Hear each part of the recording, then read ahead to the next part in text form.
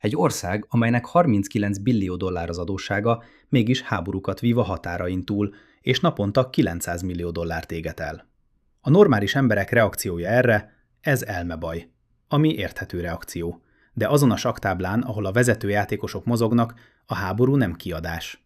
A háború a 39 billió dolláros adósság megoldásának algoritmusa. Ma 4 dimenzión át, 4 különálló elemzési rétegen keresztül akarom megmutatni, mi zajlik valójában ebben a folyamatban lévő globális likviditási újraindításban. Mert valami újraépül, valami alapvető, és a legtöbb embernek ez lesz az utolsó hír. Menjünk vissza 1944-be. A második világháború véget ér. Az Egyesült Államok a világ meghatározó ipari és katonai hatalmaként kerül ki belőle. Bretton Woodsban 44 ország leül, és megállapodik egy új monetáris rendben. A dollár lesz a globális tartalékvaluta, közvetlenül aranyhoz rögzítve. Egy uncia arany, fix áron 35 dolláron. Aztán jött Vietnám. A háború olyan ütemben emésztette fel az amerikai aranytartalékokat, amelyet finoman szólva nem lehetett fenntartani. 1971-re az Egyesült Államok olyan deficiteket halmozott fel, amelyeket már nem tudott arannyal fedezni. Nixon döntött, elvágta a kapcsolatot. A Bretton Woods-i rendszer összeomlott. De itt van az a rész, amit a legtöbben figyelmen kívül hagynak. A dollár nem omlott össze vele, mert szinte azonnal az Egyesült Államok talált egy új horgonyt. Olaj.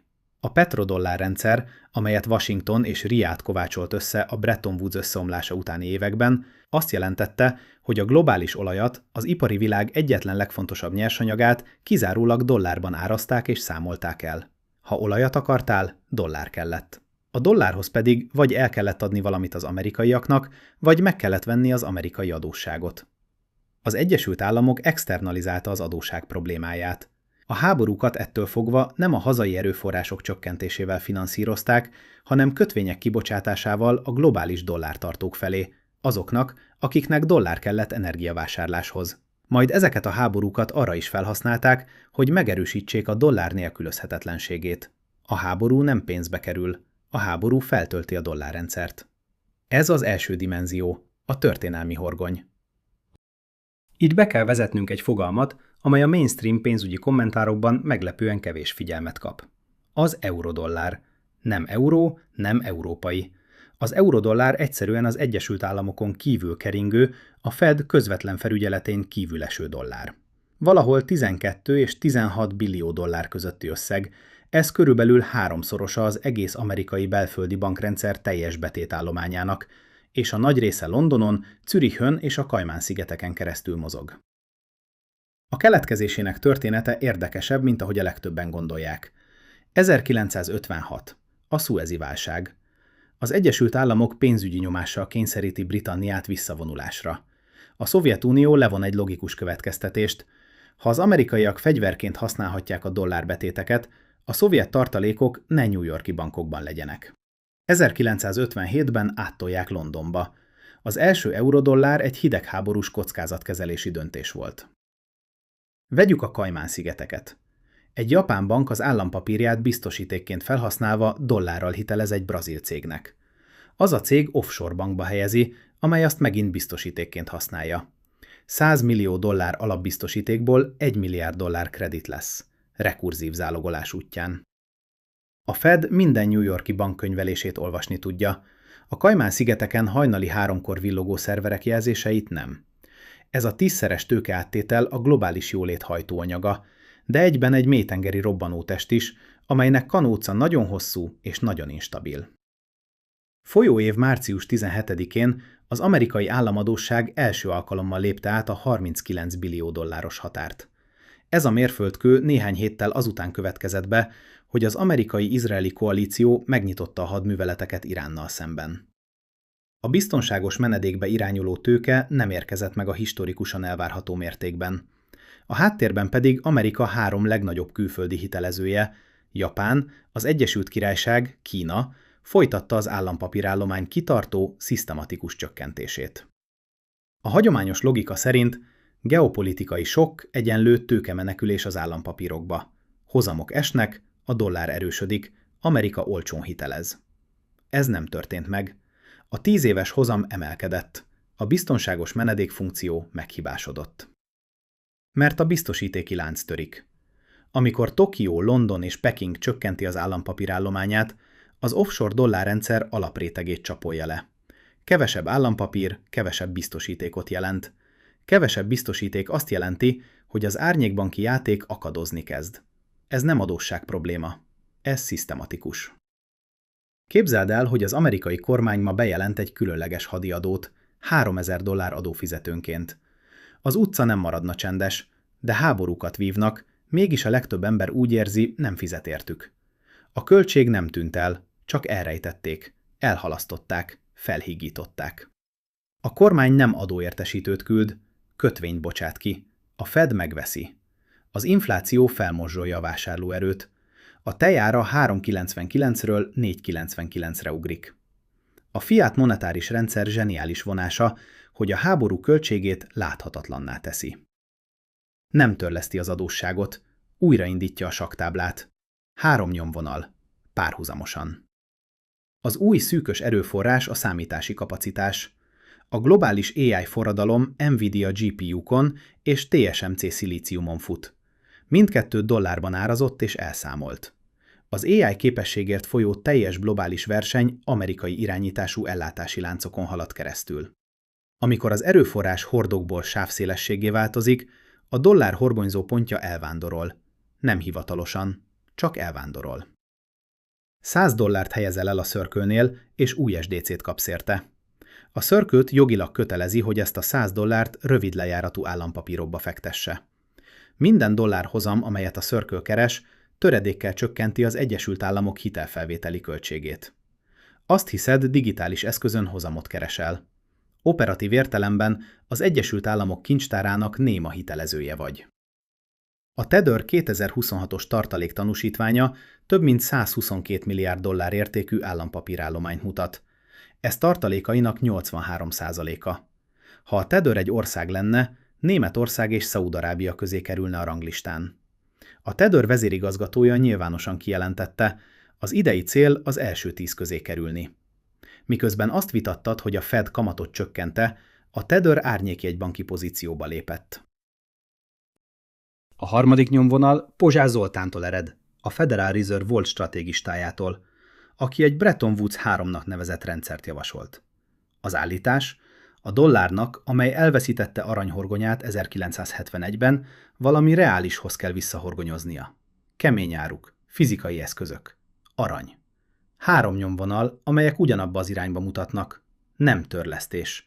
Egy új könyvelési szabályrendszer. Egy lézerrendszer mai tüzelési költsége körülbelül $13. Egyetlen drón elfogása standard rakétával $2 millió kerül. Amikor a támadás határköltsége közelít a nullához, a védelemé pedig millióknál marad, a stratégiai számítás olyan módokon változik meg, amelyeket a hagyományos elrettentés elmélet nem anticipált. De ez csak lézer. Gondold végig a teljes rendszert. A Starlink biztosítja a célfelderítést és a koordináta továbbítást. Egy AI rendszer ezred másodpercek alatt elvégzi a barát-ellenség azonosítást. A drónraj autonóm módon tervezi meg a csapáspályát. Célonként $1 alatti költség. Emberi döntési csomópont nélkül. Etikai mérlegelés nélkül. Az egyetlen ország, amely egyidejűleg irányít globális műholdas megfigyelési hálózatot, AI parancsnoki rendszert és zéró határköltségű fegyvereket, az Egyesült Államok. Ez nem katonai előny. Ez a hadviselés gazdaságtanának kínálati oldali forradalma. Gondolatkísérlet. Holnap reggel a japán jegybank bejelenti, felfüggeszti az állampapírvásárlásokat. A kínai nemzeti bank követi. A szaúdi jegybank követi. Az Egyesült Államok 3 legnagyobb külföldi hitelezője. Egyidejűleg. A Bank of Japan 2024-ben véget vetett a negatív kamatoknak. A piacok 2026-ra 2 további kamatemelést várnak. A japán 10 éves hozam 2006 óta először lépte át a 2%-os szintet. Évtizedekig a globális befektetők a yen carry trade futtatták. Yen hitel közel nulla kamatköltségen, befektetve állampapírokba és részvényekbe. Ennek az ügyletnek a globális mérete több mint $3 trillió. Japán kamatot emel. A yen felértékelődik. A pozíciókat le kell zárni. Japán legnagyobb szuverén vagyonalapja nem szándékosan csökkenti az Egyesült Államok kitettségét. Passzívan préselik ki belőle. A 10 éves hozam órákon belül áttöri a 6%-os szintet. A pénzügyminisztérium felfedezi, hogy az adósság megújítása aritmetikailag kihívássá vált bármely politikailag elfogadható kamatlábszinten. 3 lehetőség kerül az asztalra. A opció. A Fed beavatkozik mennyiségi enyhítéssel. A dollár esik, az infláció újra gyorsul. B opció. Az Egyesült Államok felfüggeszti az adósságszolgálatot. A globális pénzügyi dominók dőlnek. C opció. A vészkijárati terv. Minden stablecoinnál kötelezővé teszik az állampapírtartalékot, az offshore dollár likviditást erővel repatriálják. Függetlenül attól, melyik opciót választják, az eredmény strukturálisan azonos. A régi rendszer megbukik, az új rendszer kényszerrel életbe lép. A háború nem okozza az újraindítást. Felgyorsítja. A fizetési oldalon. A CIPIS 2026-ban a SWIFT forgalmának több mint 5%-át kezelte. Még mindig töredék, de 3-szoros sebességgel növekszik. Minden CIPS tranzakció egy fizetési utasítás, amely nem halad át amerikai szerveren. A számítási kapacitás fronton az Egyesült Államok 2025-ös chip-export korlátozásai nem csupán hardware-t blokkolnak, időt. Az Egyesült Államok újraindítja a dollárrendszert. Kína párhuzamos rendszert épít, Európa opcionalitást próbál kivésni. Különböző pályák, azonos célvonal. Ebben az újraindításban Európa a legtehetetlenebb fél. Az Egyesült Államok geopolitikai bizonytalanságot gyárt katonai szerepvállalással. Egyidejűleg a stablecoin infrastruktúra az offshore dollár likviditást visszacsatornázza a belföldi állampapírpiacok felé. Az eurodollár medence, amelytől az európai bankok a dolláros finanszírozáshoz láncolódnak, összehúzódni kezd. Az EKB 2025 végén egyenesen megnevezte ezt. Az euróövezeti bankoknak lényegesen növelniük kell a dollár likviditási puffert. Ez jegybanki nyelven annyit tesz, aggódunk. Európának nincs elég mélységű globális biztonságos eszköze. Amilyen van, az egy nagy eurodollár kitettség, és semmi kontrollja az azt generáló rendszer felett. Globális likviditás kontrakció esetén az első regionális pénzügyi centrum, amely finanszírozási szorítással találkozik, az a legjobban a külső wholesale dollárpiacoktól függ. Frankfurt, Amsterdam. A forgatókönyvtől függően Párizs. Európa nem csupán szemlélő. A Visa és a Mastercard az euróövezet hitelkártyás tranzakcióinak körülbelül 2/3 kezeli. Minden harmadik kártyahasználatból 2 amerikai infrastruktúrán halad át. A digitális euró offline fizetési képessége nem termékfunkció. Stratégiai redundancia. A cél nem az, hogy a dollár irrelevánssá váljon. A cél az, hogy a hiánya elviselhető legyen. Az EU közös kötvénye, amelyet Macron európai kötvénynek nevez, megpróbálja megteremteni a szükséges mélységet. A 2026. februárjában kibocsátott 11 milliárd eurós értékpapírt 15-szörös túljegyzés fogadta. Ez nem semmi. Ez jelzés arról, hová néz a globális tartalékkereslet. Az E6, Németország, Franciaország, Olaszország, Spanyolország, Hollandia, Lengyelország jelzést adott. Ha a 27 tagállammal nem érhető el konszenzus, nélkülük is haladnak. Most jöjjön az őszinte értékelés. Európa válaszának helyes az iránya, de rossz a sebessége. Először mélység.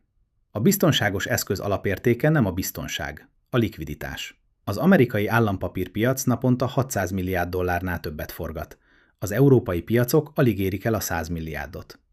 Másodszor. A digitális euró halálos szabályozási hurokba keveredett. Az LKB tranzakcióadatvédelmet akar. Az Európai Bizottság pénzmosás elleni megfelelőséget. 3 év tárgyalás, semmi eredmény. Az irány helyes. A léptéke, mélysége és koordinációja nem éri el a szükséges szintet. Nyisd meg a fizetési appot. Tegyük fel, hogy bevezet egy új funkciót, évi 5%-os hozam az egyenlegedre. Aktiválod? A legtöbb ember igen. Ingyen pénz végül is. Az Egyesült Államok stablecoin törvénytervezetének keretében bármely intézmény, amely digitális dollárban kínál hozamterméket, köteles az egyenértékű összeget állampapírokba fektetni. Egy gombra nyomtál. A hitelezői jogviszonyt egy sor kód létesítette a te tudtod nélkül. 8 milliárd okostelefon felhasználó az amerikai szuverén adósság következő generációjának végső vásárlóbázisa. Csak még nem tudnak róla. Besétálsz egy berlini kávézóba. Egy digitális euróval fizeted a kávédat. Offline. Szerver nem pörgött. Nem ment SWIFT üzenet, semmiféle dollár nem volt a láncban sehol. Ez nem Amerika ellenes forgatókönyv. Ez egy igény szerinti lekapcsolódás forgatókönyve. Európa deklarált célja nem a dollár legyőzése. Az a képesség megőrzése, hogy ne legyen szüksége rá. Nyitva tartom a kereskedelmi útvonalakat, fenntartom a kapcsolatot, de nem teszem a verőeret a kezeit közé. Vissza a kiinduló ponthoz. Hogyan finanszíroz egy 39 billió dolláros adósságú ország külföldi háborúkat? A válasz: nem kell visszafizetnie semmit. Amíg a globális gazdaságnak szüksége van dollárra, energiavásárláshoz, kereskedelmi elszámoláshoz, AI számítási kapacitás finanszírozásához, tartalékként tartáshoz, addig ez a 39 billió dollár nem adósság, szenyorázs. A globális pénzügyi rendszerbe való belépési díj. A dollárrendszer néhány évtizedenként megújítja horgonyát. Bretton Woods-tól a petrodollárig, petrodollártól a számítási kapacitás dollárig, stablecoin infrastruktúrával, árualapú fedezettel. És a háború történelmileg mindig a kiváltó esemény volt, nem az ok. A kapcsoló. Ez a csatorna nem nyújt befektetési tanácsot. A legpontosabb lencsét igyekszünk csiszolni egy strukturális átmenetben lévő világ megfigyeléséhez. Ha ez a perspektíva élesítette a gondolkodását, iratkozzon fel, hogy ne maradjon le a jövőbeni tartalmakról. Ez a pénz- és makrogazdaság. Maradjon racionális. Lásson messzebbre. Legközelebb találkozunk.